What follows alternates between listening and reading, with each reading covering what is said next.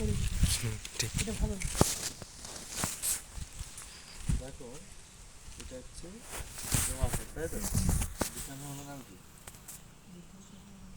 Hibiscus রোজা sinensis. Hibiscus রোজা sinensis.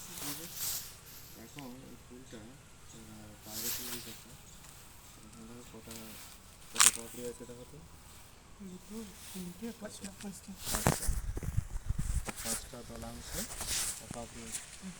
আচ্ছা, এইটাকে এই পাঁচটা পাপড়ি বা তলাংশকে নিয়ে কী করতে হবে?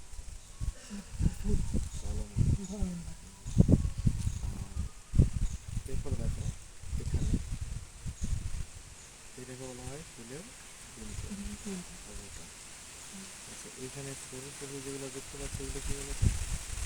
উপবৃত্ত। কী বললাম? কটা অংশ আছে এগুলো? কটা উপবৃত্ত? চারটে পাঁচটা ছোটা। চারটে পাঁচটা ছোটা আছে। আচ্ছা, তারপরে দেখো এগুলো কি?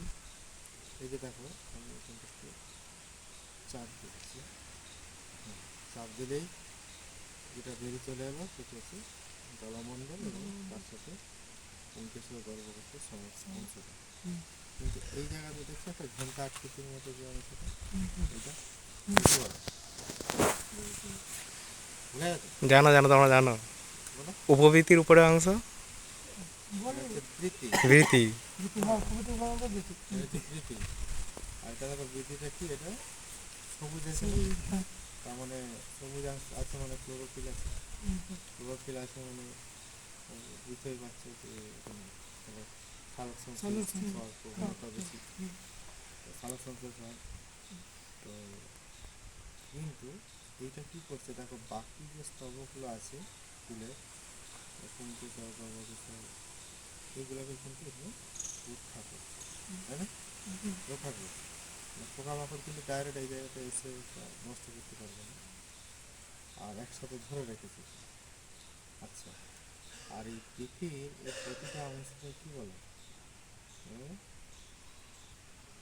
বৃত্তাংশ। বৃত্তাংশ। কটা বৃত্তাংশ আছে দেখলাম? গুলো পাঁচটা।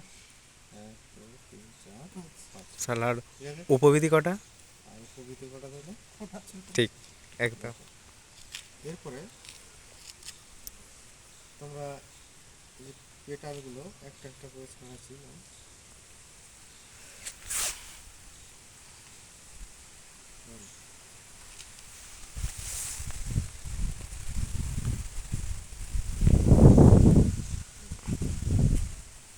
এইখানে যে অংশটি তোমরা দেখছো,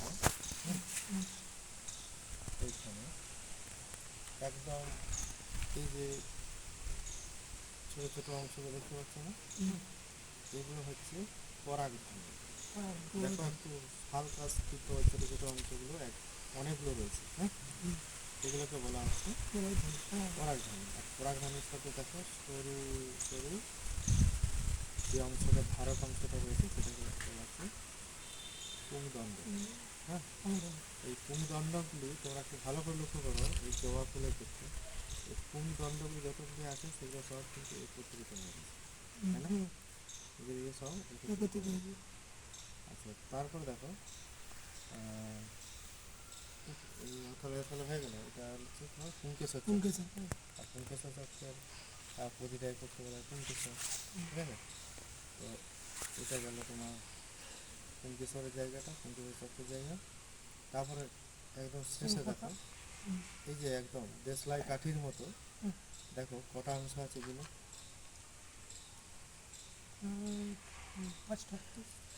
পাঁচটা অংশ আছে, তাই তো? তো এখন এই দেশলাই কাঠির মতো পাঁচটা যে অংশ আছে, যে উপরে যে স্ফীত যে অংশটা রয়েছে এইটাকে বলা হয় গর্ভমণ্ডল।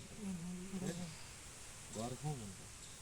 আর এই এই জায়গাতে তোমরা দেখো জবা টুপি। গর্ভমণ্ডলটা কিন্তু সেগমেন্টেড আছে, বিভাজিত আছে। অর্থাৎ কটা সেগমেন্ট আছে এখানে? পাঁচটা সেগমেন্ট আছে, ঠিক আছে? তার মানে এই পাঁচটা কিন্তু একটা আলাদা, এই পাঁচটি আলাদা আলাদা কিন্তু এক একটি যদি গর্ভমুণ্ড ভাবে তার জন্য এক একটা গর্ভদণ্ড থাকবে, হ্যাঁ? কিন্তু এই সমস্ত গর্ভদণ্ডগুলো, হ্যাঁ, একত্রিত হয়ে একটা কমন গর্ভদণ্ড তৈরি করছে, ঠিক আছে? জয়েন্টেড, কিন্তু এগুলো ফ্রি আছে, গর্ভমুণ্ডটা ফ্রি আছে।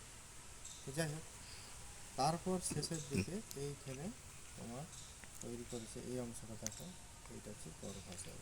এই দেখো ভিতরে তোমরা লক্ষ্য করছো এই যে নিজস্ব গর্ভদণ্ড, এই যে গর্ভদণ্ডটা, এই যে গর্ভদণ্ডের অংশ এইটা, এটা গর্ভদণ্ড, আর এটা হচ্ছে গর্ভাশয় ওভারিটা। এখন জেনারেলি যেটা হয়, যেহেতু এখানে আমরা দেখছি 5টা গর্ভমুণ্ড আছে, আর তার মানে 5টা গর্ভমুণ্ড আছে, তার মানে এখানে আমার 5টা ডিম্বাশয় বা গর্ভাশয় থাকা উচিত ছিল, কিন্তু এখানে কি হয়ে গেছে, যেহেতু এগুলো জয়েন্টেড হয়ে আছে, তাই এখানে একটাই গঠন করছে। তো জেনারেলি এটা প্রমাণ পাওয়া যায় কী করে না, এটাকে যখন তুমি কাটবে, এটাকে সেকশন করবে, মাইক্রোস্কোপে দেখি যে 5টা লোব বা খণ্ড দেখা যায়, ঠিক আছে, 5টা লোব বা খণ্ড দেখা যাবে, তখন তুমি বুঝবে যে এর মধ্যে এই 5টা গর্ভপত্র হয়ে তৈরি করেছে, ঠিক আছে। আর এক একটি গর্ভপত্র বা গর্ভকেশর কী কী নিয়ে গঠিত তাহলে, এই দেখো এইটা হলো গর্ভদণ্ড, দেখতে পাচ্ছ গর্ভদণ্ড, তারপরে ডিম্বাশয় গর্ভাশয়, আর উপরের দিকে গর্ভমুণ্ড, বুঝতে পেরেছ? এই হলো তোমাদের জবাব হলো সমস্ত।